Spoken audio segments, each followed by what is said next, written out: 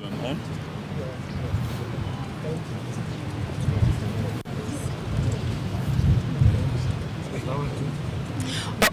and gentlemen of the press,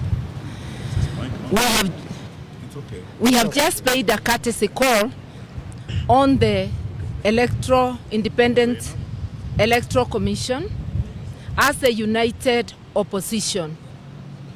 And we have raised a number of issues.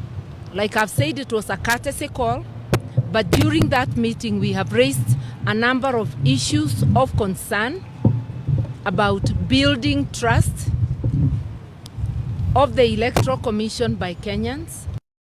We have raised issues of the just immediate past by-election and the one now coming, issues about security,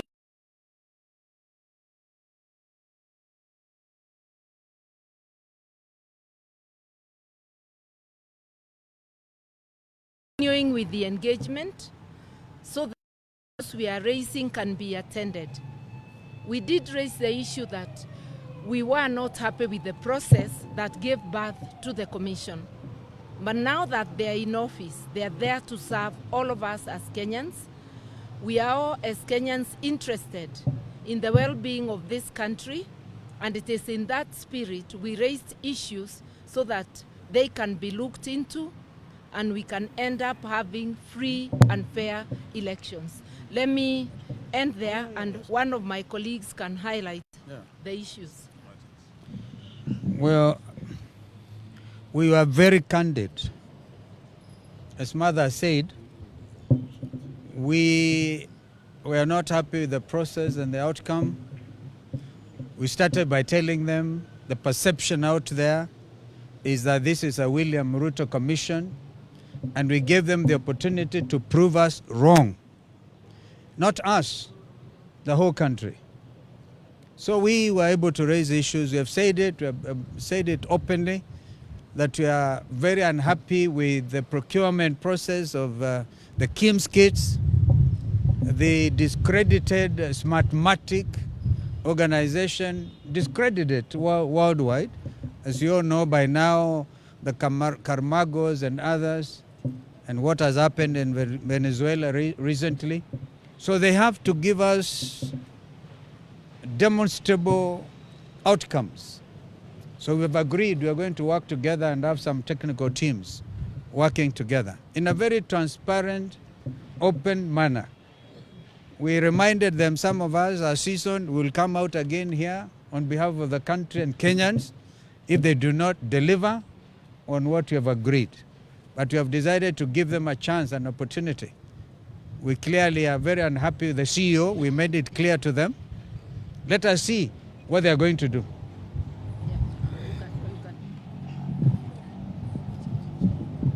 I think of great significance, which we need to emphasize, is this. Whatever this, we are the process that brought this commission on board and so on.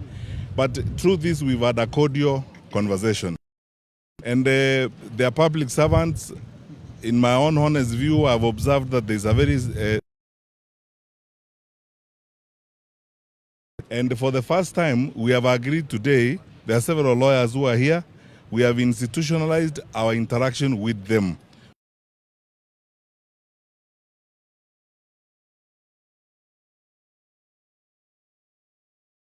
That they can go through all those issues that we raised, blow by blow, and we will have another meeting to go through these issues. As long as a public and constitutional institution like this one is ready, willing, and available to engage, and as Kenyan leaders, because we are interested in the stability of the country, we are interested in the future of the country, and they are willing to engage us as we go forward. One of us said something very critical, which I need to emphasize here, that as long as they demonstrate and continue to show good faith as we move forward, we will continue to work with them, because this is important for us, important for the country, ultimately important for the stability. There isn't an issue we did not raise.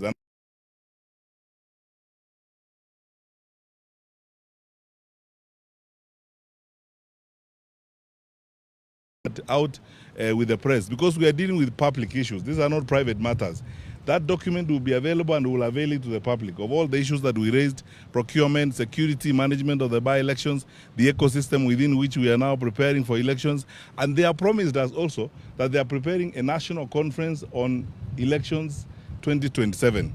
And we said, fair enough, if they are going to be open and engage clearly on these issues, we also have a citizenship responsibility. We are pointing out these issues, but we have a citizenship responsibility to do our bit to ensure that we contribute and work with them to deliver a credible election, and an election that will guarantee our country's stability, because that is what we are looking forward to. I think that's all we can say at the moment, unless my colleague Eugene wants to say one thing. I think just to add that many Kenyans are very concerned that we're entering an election year. We've just had by-elections that had a lot of issues. I was a victim of violence with my candidate in Malava, the Honorable Panyako. We raised all these issues with them as to why no action has been taken. And today we want to say that they have told us they're only 3 months into the job, but they are preparing to do better in the next elections. We have demanded that we must have a roadmap, an election timetable that will be open and transparent, and that will be able to engage the opposition quarterly to address the issues. And as we say this, we are also, as the Honorable Kalonzo said, concerned about the technology, particularly the Venezuelan technology that is discredited through a whistleblower who raised the issues in America. This same technology was used recently in Uganda. The Kim's kit failed in Uganda.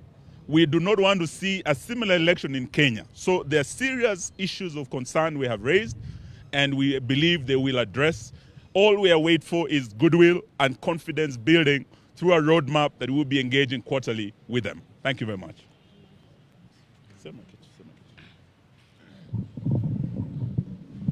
I think we have had a very good engagement, and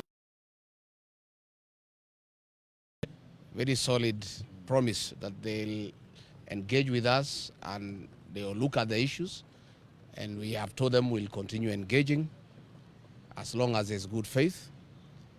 And we have asked them in the coming by-elections to address the issues of goonism and insecurity that was witnessed in the last by-elections. This will enable us to confirm that they have good faith. They have agreed that there were issues where goons took over polling stations, where cabinet secretaries took over polling stations and altered results. We have raised all those issues. But we'll see. With the coming by-elections, we'll be able to see whether there is demonstrable good faith. And if that happens, then we'll continue engaging. But of course, if there isn't, because we cannot allow anybody to bungle the election, there is an option of mass action. We hope we will not get there. And we have told the commissioners on behalf of the people of Kenya, is very emotive, and they need to prepare adequately, and they need to gain the confidence of the people of Kenya that they will deliver a credible election. Because if the people of Kenya feel it will not be a credible election, temperatures could rise and we could have a challenge that we don't wish to witness. So let's see. I think let's give them the benefit of doubt.